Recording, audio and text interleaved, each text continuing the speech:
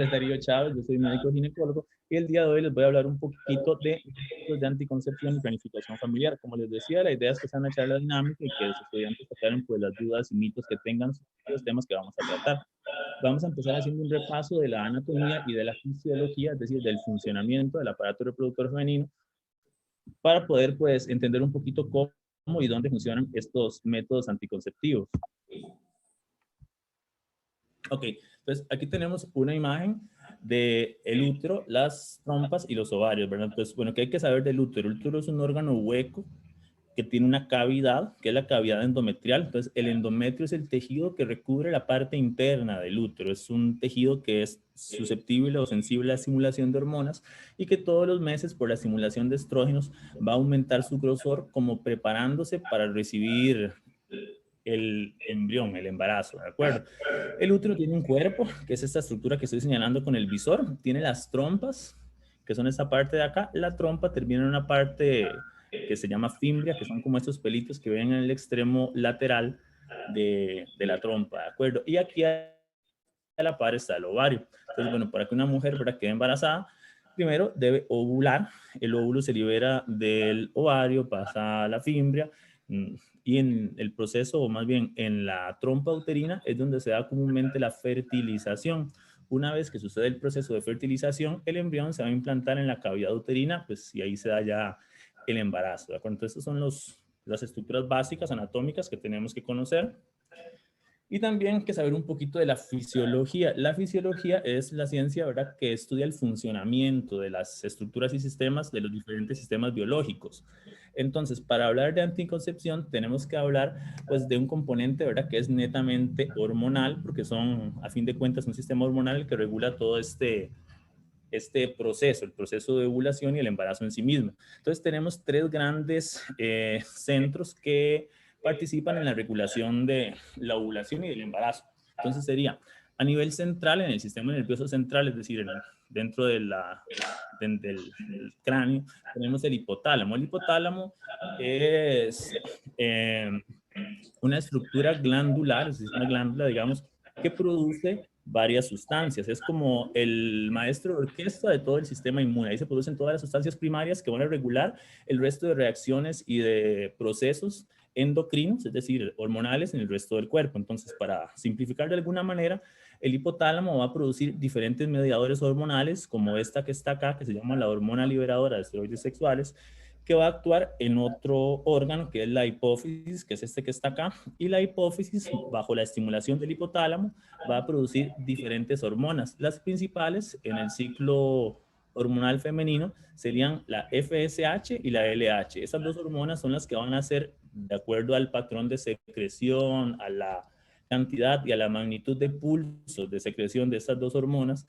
van a regular a nivel del ovario lo que nosotros conocemos como el ciclo ovárico. Entonces, este eje se llama eje hipotálamo, hipófisis ovárico o hipotálamo, hipófisis gonadal. Y sería el eje endocrino que regula todo el proceso de ovulación. Y es más o menos acá donde muchos de los anticonceptivos actúan. Para entender un poquito cómo actúan los anticonceptivos entre los diferentes mecanismos de acción, uno de estos es inhibir la ovulación, es decir, producir que el ovario no ovule. Y lo que hace básicamente es que esto es un sistema que tiene como un control inverso. Entonces, los niveles más bajos, el ovario libera algunas hormonas que, dependiendo de los niveles en los que estén, van a producir a su vez una regulación hacia arriba del resto del eje. Entonces, dependiendo de los niveles de estrógenos y progesterona, que serían las hormonas que produce el ovario, así también van a afectarse o variarse los niveles del resto de hormonas. Por ejemplo, los anticonceptivos orales combinados, que son las pastillas, digamos, de planificar, las más típicas, que me imagino que casi todos han visto y conocen, lo que hacen es que apagan este sistema e inhiben la ovulación porque tienen dosis de hormonas mucho más altas que las dosis que el cuerpo produce, y lo que hacen es, por decirlo de alguna manera, apagar todo el sistema inmune e instaurar un ciclo artificial con las pastillas para que el ovario, a final de cuentas, no ovule, que la mujer no pueda quedar embarazada. Bueno, esta parte de acá quizás se ve también un poquillo pesada teórica, pero la idea de este cuadro es que entiendan que vamos a tener en este proceso de ovulación en la mujer dos componentes. Uno que se llama el ciclo ovárico, que sería básicamente lo que sucede en el ovario, producto de toda la estimulación de hormonas que vimos antes, y vamos a tener el ciclo uterino. El ciclo uterino se refiere a los cambios que van a suceder en el endometrio, que fue el tejido que antes vimos, ¿verdad? Que recubre toda la parte interna del útero y que va a cambiar su grosor y sus características acorde al momento del ciclo menstrual. Entonces, a grosso modo, el ciclo menstrual se va a dividir en dos mitades. La primera mitad, que llamamos fase folicular, que es la fase en la cual en el ovario se empiezan a formar estas bolitas que se llaman folículos, que son las que van a contener el óvulo. Más o menos, digamos, para ser muy simplistas, no siempre es así de rígido, pero digamos que más o menos el día 14 las mujeres van a ovular, es decir, que se da este proceso, que es que el folículo, que era la bolita que estaba en el ovario, se va a romper, va a liberar el óvulo que va a ir a la trompa uterina y ese óvulo, si se fertiliza, luego va a llegar al endometrio en la fase lútea. La fase lútea es la parte del ciclo menstrual en la cual el endometrio está muy grueso, ya preparado como para que el embrión se implante. Y esos cambios que se dan en el endometrio, tal vez lo que quiero que les quede acá, es que son secundarios a la estimulación de dos hormonas principales que va a producir el ovario y que son importantes para entender cómo funcionan los anticonceptivos, que serían los estrógenos y la progesterona. Entonces, de todo esto, lo que me interesa que les quede es que, a grosso modo, podemos sobresimplificar y decir que los estrógenos van a hacer que el endometrio se ponga grueso como para que se implante el embrión y que la progesterona, ya si la mujer no quedó embarazada, van a hacer que el endometrio se adelgace y que el ciclo se vuelva a dar. En este montón de líneas que tenemos, también quiero que le pongan atención a la que dice temperatura corporal. Ustedes pueden notar que justamente acá donde dice ovulación, en este gráfico, en esta línea roja, que lo que está graficando es la temperatura corporal a lo largo del ciclo menstrual, donde aquí abajo es el día cero. Entonces, también para que nos ubiquemos y hablemos todos el mismo idioma, el día cero del ciclo menstrual es el día 1 que la mujer ve la sangre, digamos, es el día que le baja la regla. Entonces ahí empieza a contar. Entonces cuando les hable de día 1 de la menstruación, es el día que baja la regla. Y pues ahí los días que dure. La menstruación normalmente, o perdón, el ciclo menstrual puede durar entre 21 y 35 días, es decir, no siempre o no tiene una duración exacta siempre de 28 días. De hecho, la mayor parte de veces no dura 28 días, sino que varía entre estos dos extremos de normalidad que les di. Pero sí me interesa entonces que les quede el concepto de que justo después de la ovulación se da un aumento en la temperatura corporal, porque van a ver que eso es importante en algunos métodos de planificación familiar.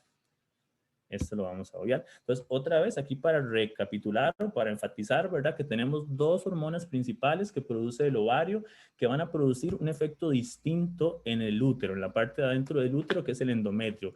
Los estrógenos que van a producir que se engruese y que crezca, y la progesterona que a grosso modo va a producir que se descame y que otra vez vuelva a quedar como, pues, plano o preparado para repetir nuevamente el ciclo. Ahora, entrando un poquito más ya en lo que es el tema de la anticoncepción propiamente dicha, vamos a, bueno, les voy a hablar de los anticonceptivos desde esta clasificación. Aquí no están incluidos todos los métodos que existen, porque hay algunos otros que son de muy poco uso, pero sí incluí los que se utilizan mayormente en nuestro país y los más conocidos y más utilizados en general a nivel mundial. Entonces, aquí los estamos clasificando más o menos por el método de acción.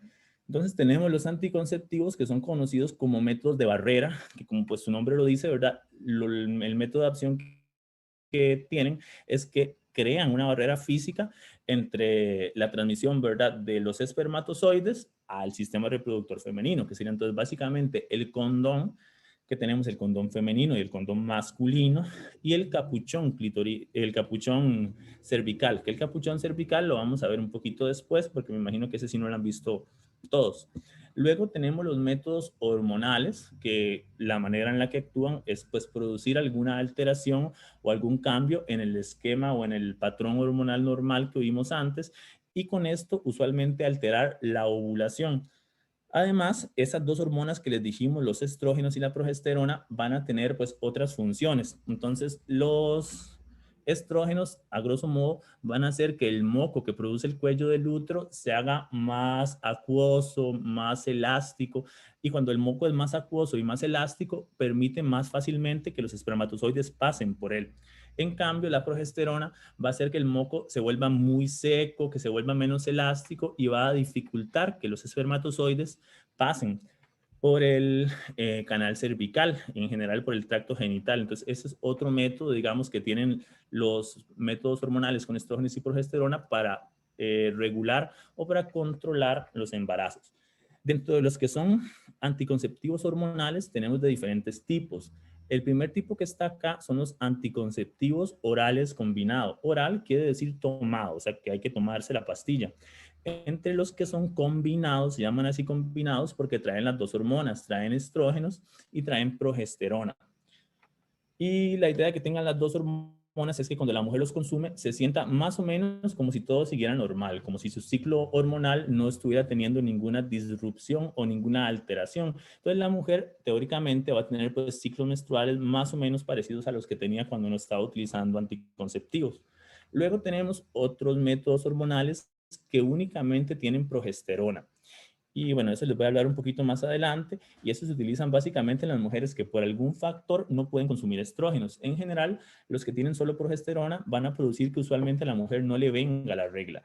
Y esto es algo importante porque muchas veces la gente tiene mitos de que es total y absolutamente necesario que las mujeres menstruen todos los meses. Y realmente pues se van a dar cuenta que no es necesario, que la menstruación cuando estamos manipulándola con algún medicamento hormonal, realmente es algo que podemos controlar de manera más o menos antojadiza. Es decir, que, por ejemplo, si hay una mujer que es deportista, que no le gusta menstruar porque es una deportista de alto rendimiento, que siempre nada o algo así, uno puede con los anticonceptivos ofrecerle algún método o sistema con el cual no menstrue.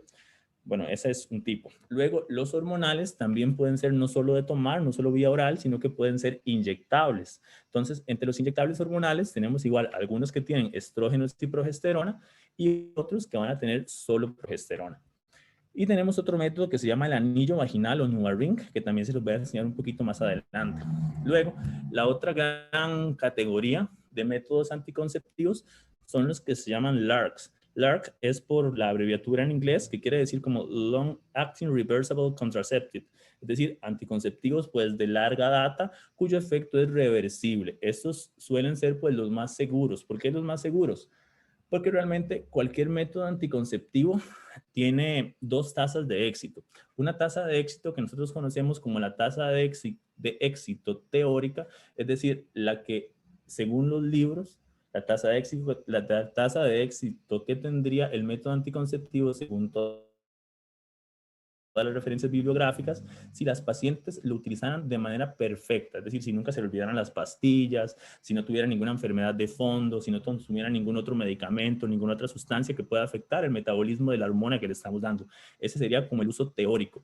Pero en la vida real, la efectividad pues no es tan buena. Entonces la efectividad de muchos métodos va a variar dependiendo del uso que le dé la paciente o la usuaria. Entonces esa es la tasa pues real. Y los anticonceptivos, estos que estamos hablando, que son de larga data y que son reversibles, son los que tienen la mejor tasa real. ¿Por qué tienen la mejor tasa de éxito real? Porque su uso no depende del usuario. Es decir, por ejemplo, tenemos el DIU, que es el dispositivo intrauterino, que es un dispositivo que se coloca dentro de la cavidad uterina y que evidentemente la mujer no puede manipular una vez que se coloca. Entonces no depende de ella su efectividad. Entonces, estos métodos son muy efectivos, sobre todo porque no dependen de la usuaria y le quitamos ese sesgo que tendría el hecho de que cada ser humano, ¿verdad?, se tome o no se tome el medicamento, etcétera, etcétera. Y luego tenemos los métodos naturales, que hay de varios tipos, y que básicamente consisten en tratar de predecir cuáles son los días que la mujer es más fértil y pues no tener relaciones sexuales en esos días. En cuanto a efectividad, esta es una clasificación en cuanto a efectividad. Entonces ven que como les dije, los más efectivos son los que no dependen del usuario, es decir, el implante, que es un dispositivo que se coloca en el brazo y se colocó y se colocó. Los dispositivos intrauterinos, como este que está acá, que es la T de cobre. Y también, pues obviamente es muy efectiva la esterilización. Importante acá, por ejemplo, que el dispositivo intrauterino es tan efectivo como en la esterilización. Recordar también que incluso la esterilización puede fallar. Solo que la tasa de embarazos por cada 100 mujeres que lo utilizan por año es menos de un 2%, es decir, es muy, muy baja. Y esos son los métodos más eficaces. Hay otros que son bastante eficaces, como los productos inyectables. La lactancia materna es un método anticonceptivo que es muy eficaz, pero solo es eficaz por los primeros 3 meses del nacimiento del bebé si la mujer le da lactancia materna exclusiva, es decir, si no le da ningún otro alimento. Entre los que son muy eficaces tenemos también los anticonceptivos orales combinados, que son las típicas pastillas, el parche, el anillo vaginal, que tienen tasas de embarazo al año que oscilan entre un 3 y un 9%. Luego los métodos que se consideran eficaces, pero ya no muy eficaces, serían el preservativo, el diafragma o capuchón, el preservativo femenino, y los métodos naturales de conocimiento de la fecundidad. Y hay otros métodos que casi no los voy a mencionar y que solo los voy a mencionar acá, que son poco efectivos, como los espermicidas. ¿Qué es un espermicida? Un espermicida es una especie de solución de líquido que se coloca usualmente vía vaginal y que lo que hace es pues matar los espermatozoides o alterar la movilidad de los espermatozoides para que ellos no puedan fecundar el óvulo. Son muy poco efectivos, tienen tasas de embarazo de hasta un 30%, es decir, que no es un método recomendado, al menos no de manera individual.